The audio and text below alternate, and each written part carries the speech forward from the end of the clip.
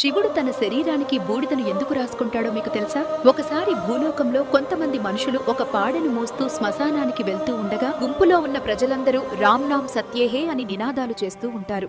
ఆ సమయంలో కైలాసంలో ధ్యానంలో ఉన్న శివుడికి ఆ శబ్దం వినిపిస్తుంది. అప్పుడు శివుడు నా రాముడి పేరు ఎక్కడి నుంచి వస్తుందా అని తన దివ్య దృష్టితో చూస్తాడు. అలా తన భక్తుడైన రాముడి పేరు వినగానే శివుడు ఉండలేకపోతాడు. వెంటనే ఒక సాధు రూపంలోకి మారి రహస్యంగా ఆ శవయాత్ర గుంపులో కలిసిపోయి అందరితో పాటు రామ్ నామ్ సత్యహే అంటూ ముందుకు వెళ్తాడు. కాని శ్మశానంలో శవాన్ని చితిపైన పెట్టగానే అప్పటిదాకా వినిపించిన రామ్నామ సత్యహే నినాదాలన్నీ ఒక్కసారిగా ఆగిపోతాయి. శివుడు ఆశ్చర్యపోతాడు. తీసుకొచ్చేటప్పుడు ఎంతో గట్టిగా రామనామాన్ని జపించారు, ఇప్పుడు చిన్న అరుపు కూడా లేదు అని శివుడు చాలా బాధపడతాడు.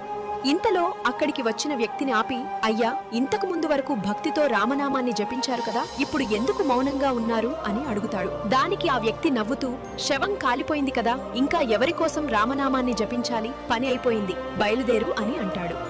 శవం కాలిపోయాక అందరూ ఇంటికి వెళ్ళిపోతారు.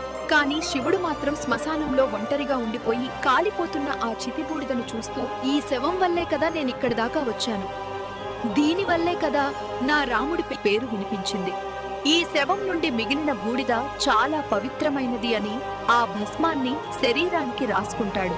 ఆ రోజు నుంచి శివుడు నిరంతరం భస్మాన్ని రాసుకోవడం మొదలుపెట్టాడు. ఫ్రెండ్స్, ఓం నమః శివాయ అని కామెంట్ చేయండి.